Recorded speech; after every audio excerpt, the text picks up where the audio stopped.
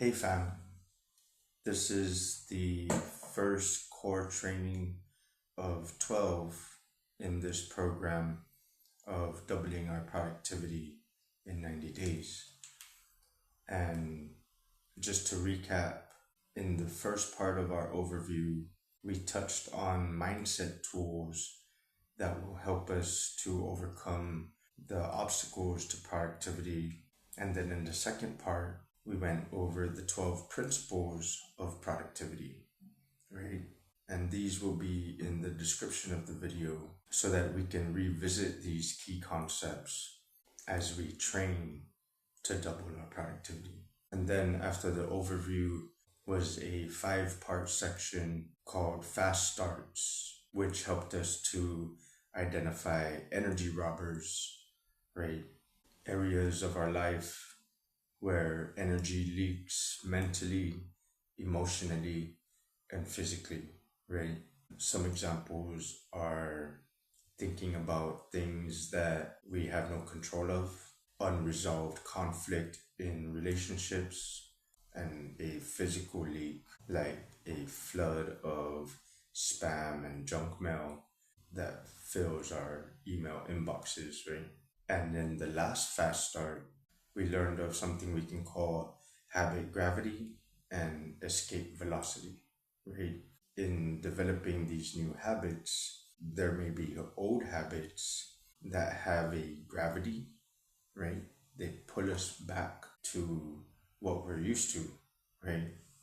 The idea is that developing a habit requires intentional repetition over the course of about 30 days. And this model of habit gravity and escape velocity helps us to look at it like approaching a hill, right? You ever notice that when you're driving towards a hill, when you're far away from the hill, you can see a lot further than the closer you get, right? So in the sight of our destination just over the hill, we enter a kind of downward slope where the work seems easy to do, right?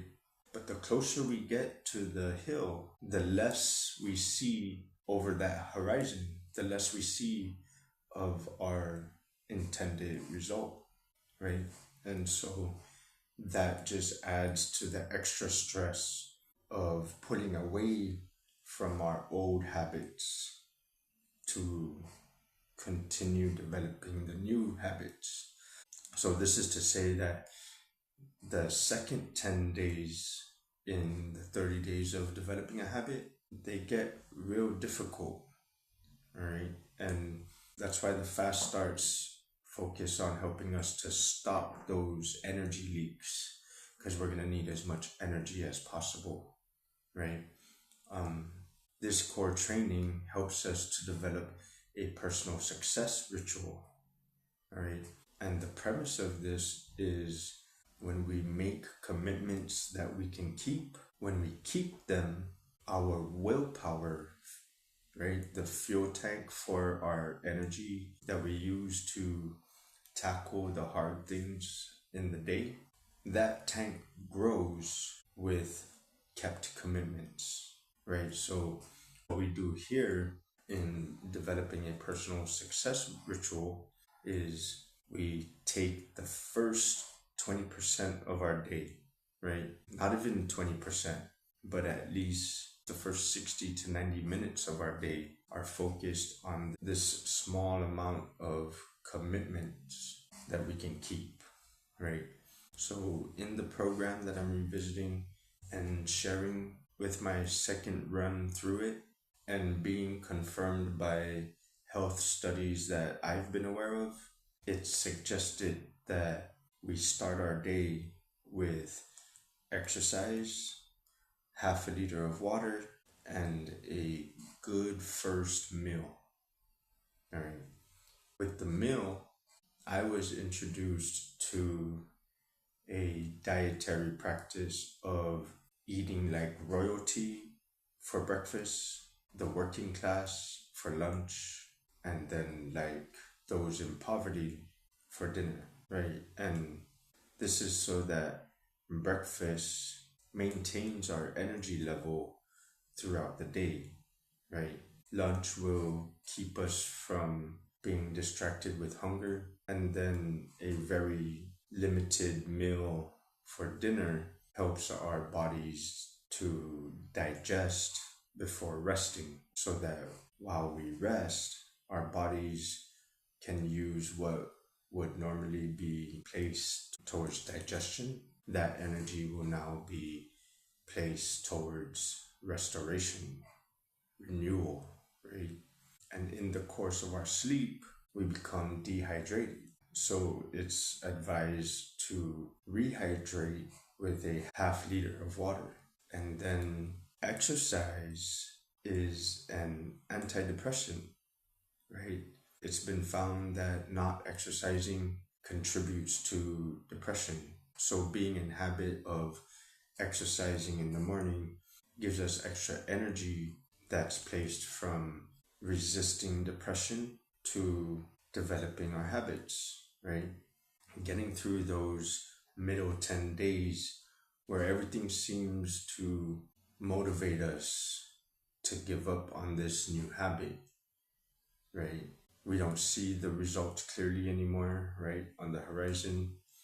And we've put in extra practices that go against old practices. So there's a lot of motivation here to revert back to the way things were when we were prior to our awakening through our awareness of the need to develop a habit. And so exercise, rehydrating, and getting that first good meal in pretty much propels us forward through the rest of the day. It provides a good momentum for us to be able to continue moving forward despite any resistance or obstacle, right? I'd like to encourage you to also practice listing a few things that you're grateful for, right?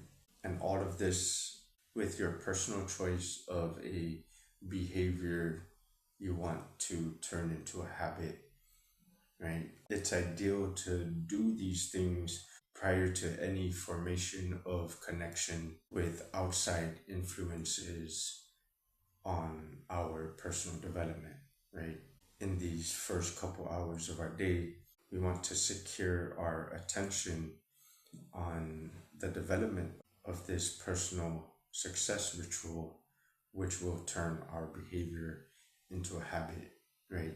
You remember the Pareto principle, right? The 80-20 rule. These 4 or 5 activities that we are focusing on, they are the 20% of our effort that we're going to put at the first part of our day after the rejuvenation and restoration that we get from our sleep, right?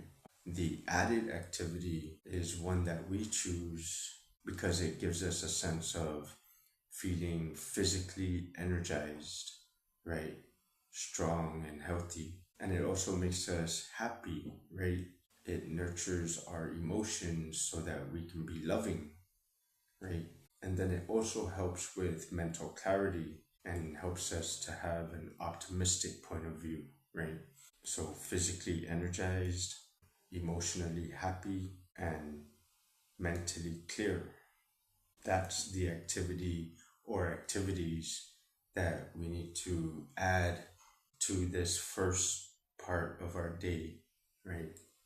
The 20% of our effort that's going to produce the 80% of our results. So that's our personal success ritual, right? We're going to practice doing this for the next 7 days, and then we're going to add to it with the next training, right? So see you next week. Much love and be blessed.